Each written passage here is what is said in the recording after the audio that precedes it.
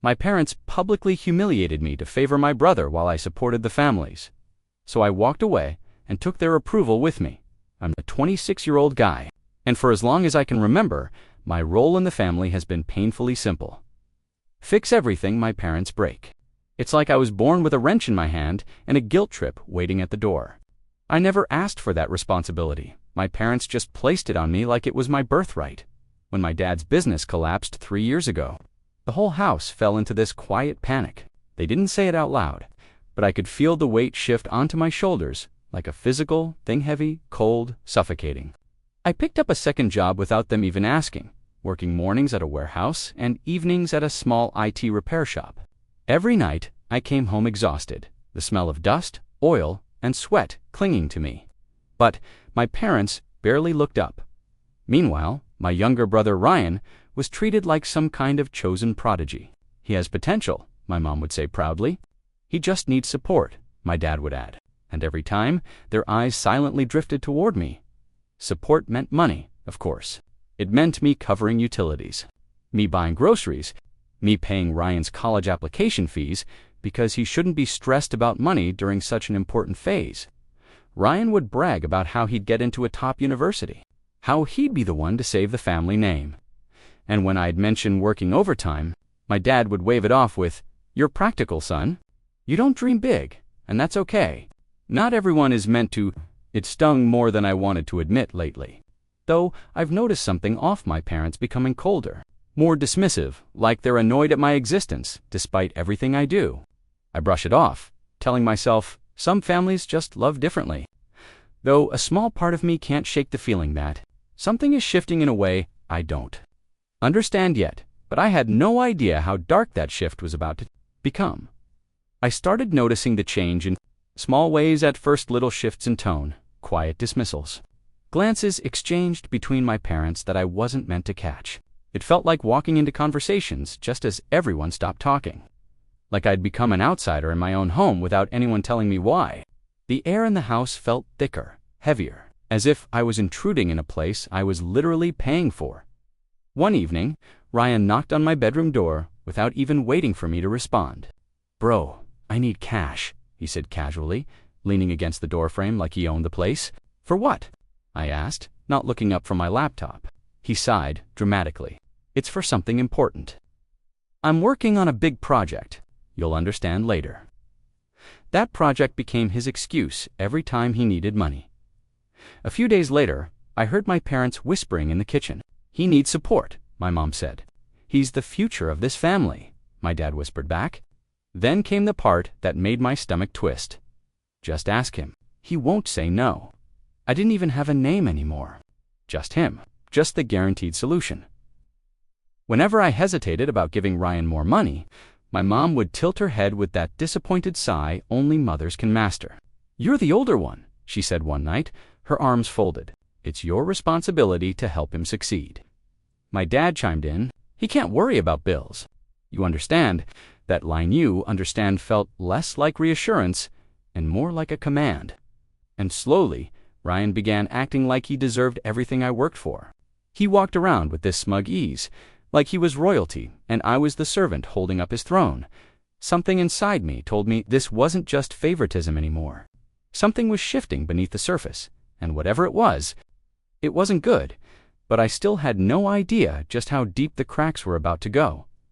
A few weeks later, my parents dragged me to a family dinner, one of those noisy gatherings where every relative competes to sound more successful than the last.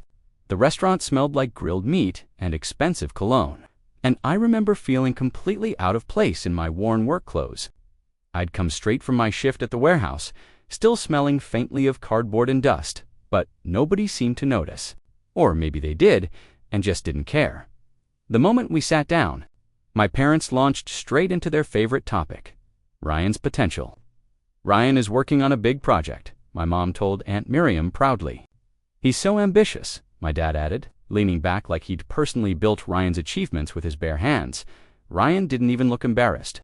He basked in the attention, smirking like a celebrity accepting an award. Then one of my cousins turned to me. "So what about you? Heard you're working 2 jobs? That's something, I guess." Before I could respond, My mom cut in with a laugh. Oh, him. He's just practical. Nothing exciting. He handles the boring stuff. The table chuckled, and even Ryan added, yeah, he likes being bossed around. It's kind of his thing.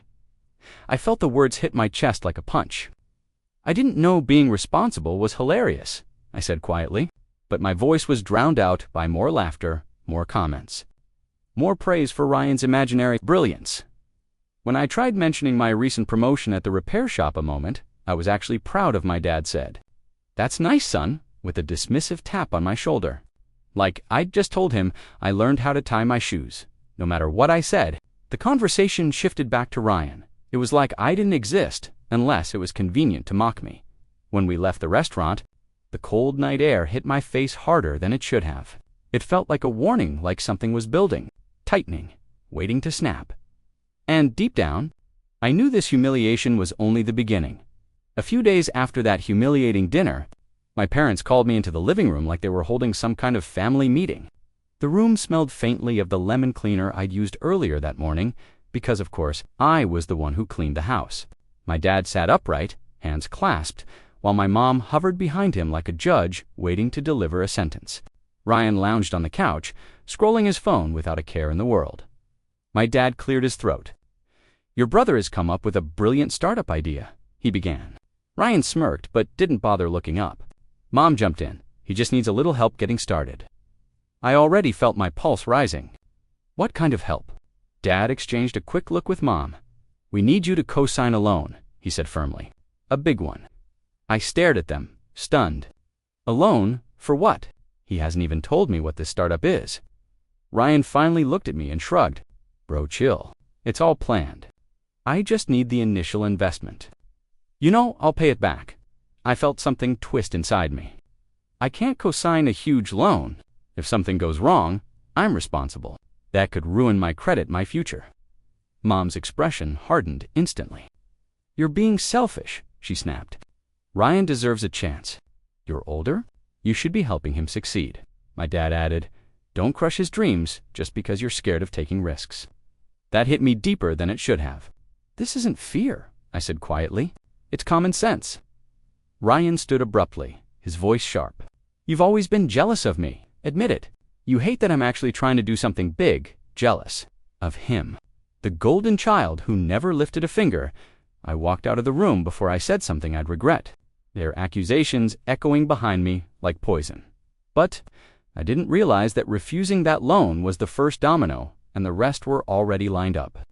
Waiting to fall, I wasn't planning to go home early that night. I usually worked the late shift at the repair shop, and by the time I got back, everyone was either asleep or pretending to be. But a customer canceled last minute, so I headed home while the sky was still a dim, fading blue. The house was quiet except for a faint murmur coming from the kitchen. At first, I thought it was the TV until I heard my father's voice, low and tense. I froze before turning the corner. Dad whispered, "We need to figure out Ryan's debt before it gets out of control." Debt. Mom's voice came next, sharp and panicked. "I told you he shouldn't have used his brother's name. Why did you let him?" My breath caught in my throat. "Used my name?" Dad hissed. "We had no choice. Those people were threatening him, and OP can fix this, he always does." My chest tightened like someone was squeezing it. Mom added, "He doesn't need to know the details. Just push him to co-sign the loan. We can use that money to settle part of it." I leaned against the wall, feeling the cold paint against my back. The world suddenly felt tilted. Ryan hadn't needed money for a startup. He hadn't needed support for a dream. He needed to cover gambling debt he made worse by using my identity. My father sighed heavily. Ryan is our future. If OBP has to sacrifice a little more, so be it. A little more. I was already breaking myself for them. Asterisk, I must have made a sound, because the kitchen went silent. I backed away quietly, heart pounding so loud it felt like the whole house could hear it. The truth hit me with a force I wasn't ready for.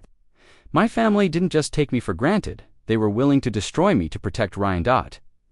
I went upstairs, the floorboards creaking under my feet, each step feeling heavier than the last. But this was only the beginning of a much bigger betrayal waiting to surface. I didn't sleep that night. I lay in the dark, staring at the ceiling while the house settled around me, every creak suddenly sounding like a warning. My chest felt tight, like my ribs were slowly closing in. I kept replaying their words over and over, each one cutting deeper. OP can fix this. He always does. That sentence echoed like a taunt. They weren't just using me. They were counting on my silence. The next morning, I walked into the kitchen. My parents and Ryan were already there, whispering until they saw me. Dad straightened. We need to talk. I didn't sit. I already heard everything last night. Mom froze, her face draining of color. Ryan scoffed. So you were spying on us? I shook my head. No.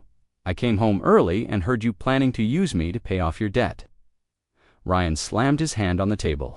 It's not just my debt. You don't get how stressful things have been for me.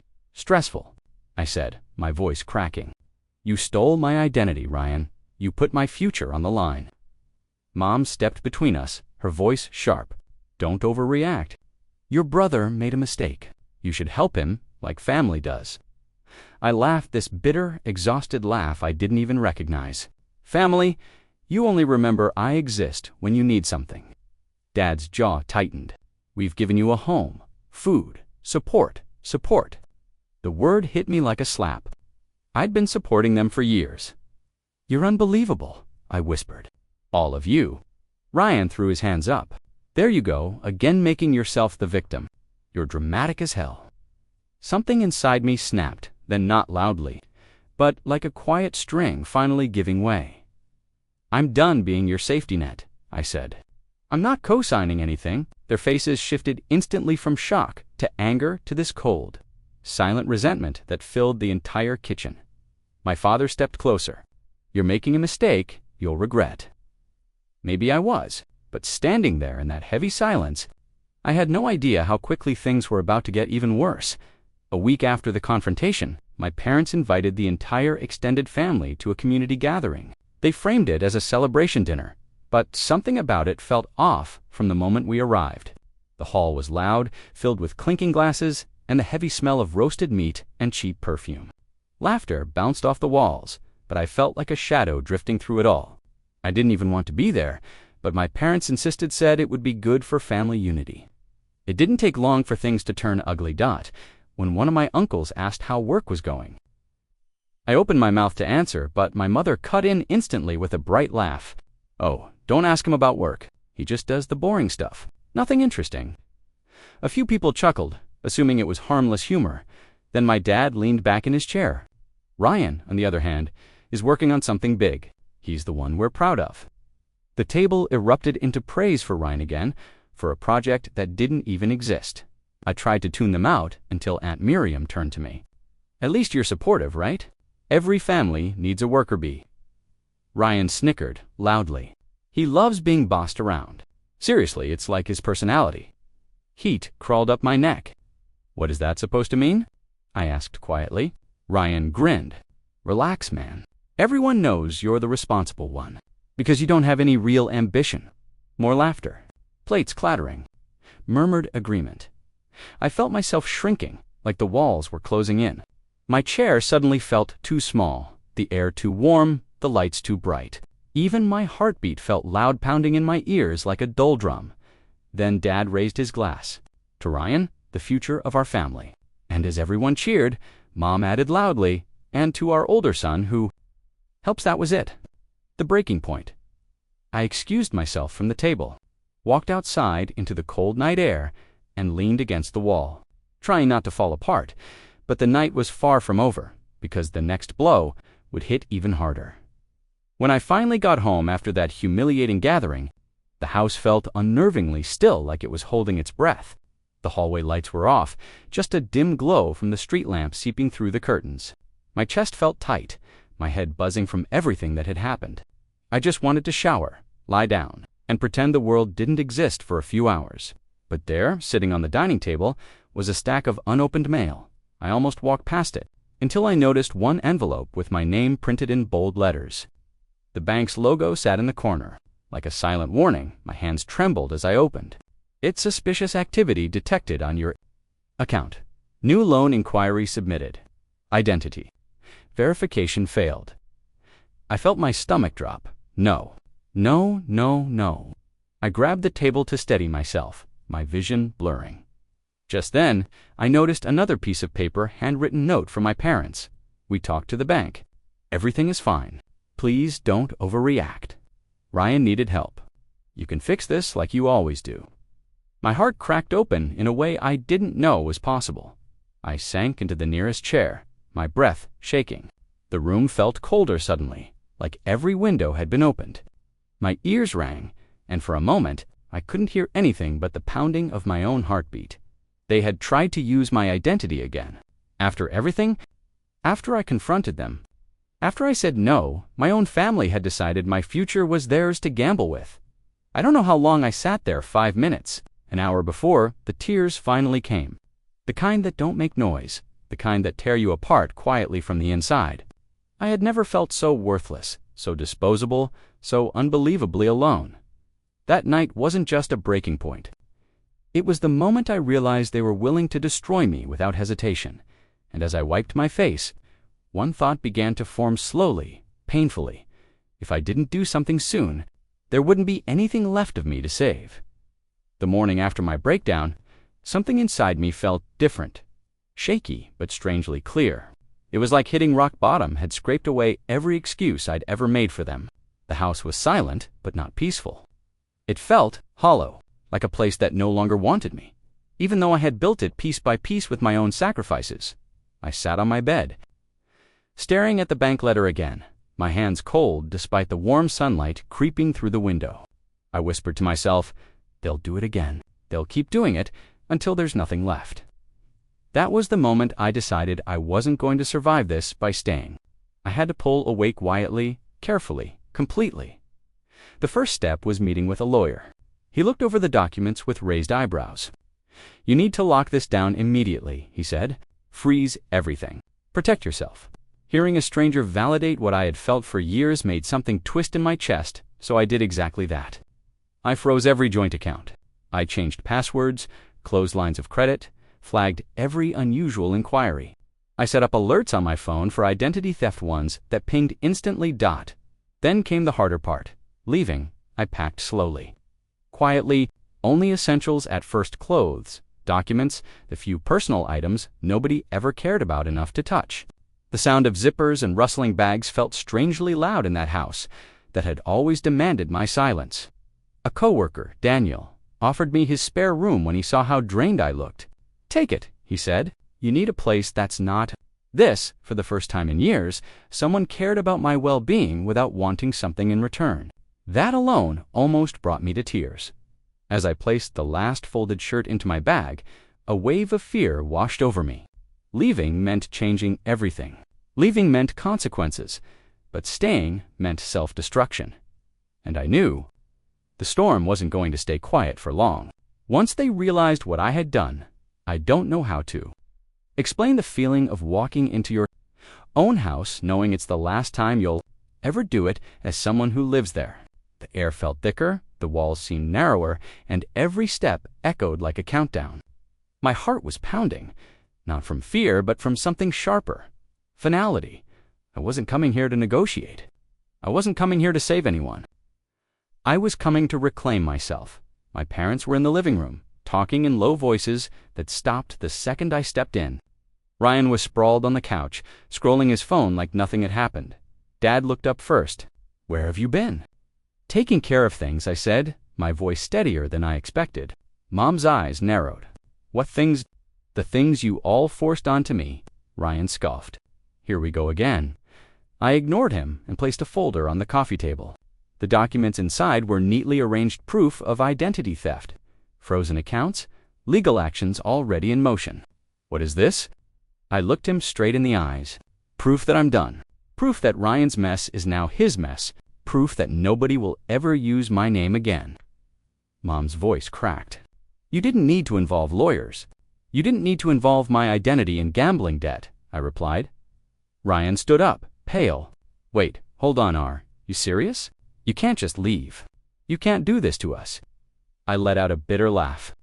I'm not doing anything to you. I'm just stopping what you've done to me for years. Dad's face darkened.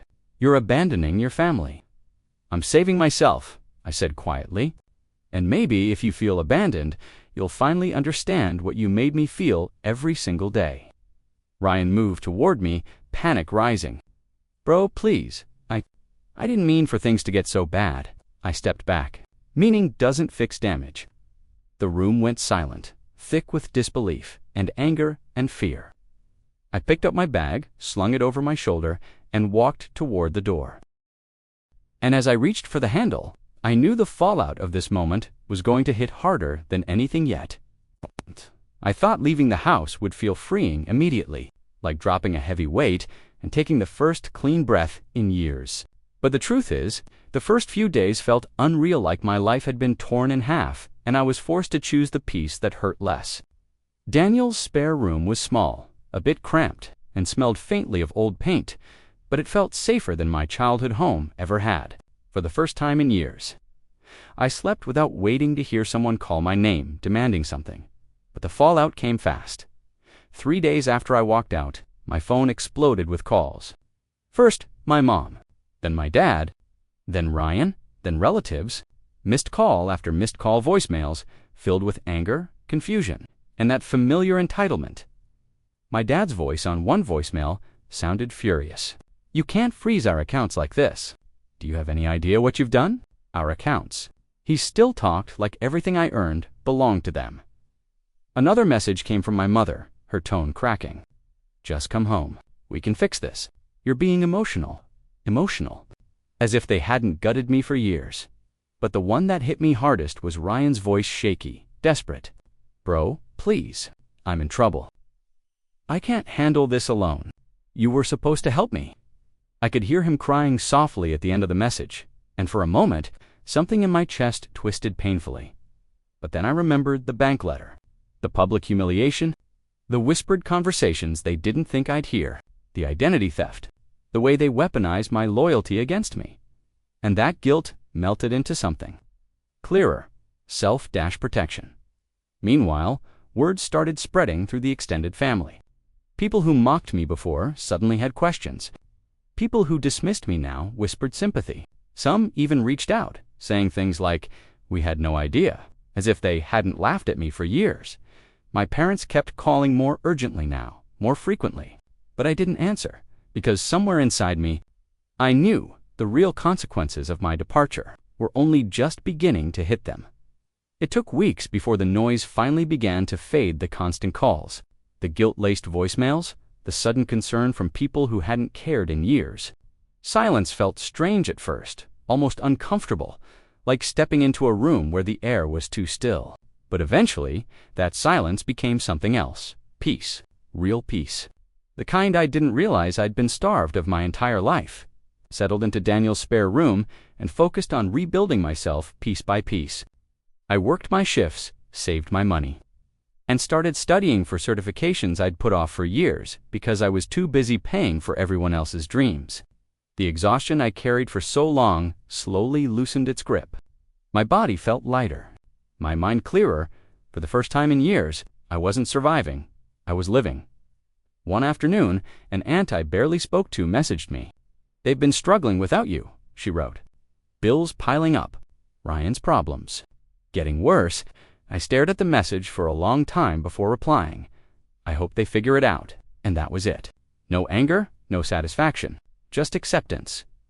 A few days later, my dad finally left the message I knew was coming. His voice was tired, almost defeated. "We're sorry. We didn't realize how much you did. Please come home." I listened to it twice, waiting for the guilt to wash over me. It never did. Instead, I felt this quiet strength settle in my chest. I whispered to myself, I don't need their approval to exist anymore, because that was the truth I had taken far too long to learn.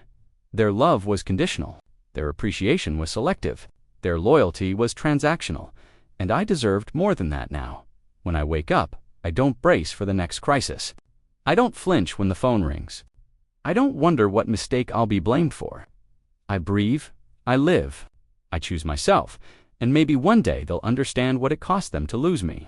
But even if they never do, I've finally found something more important than their approval: my freedom, my worth, and a life that finally belongs to me.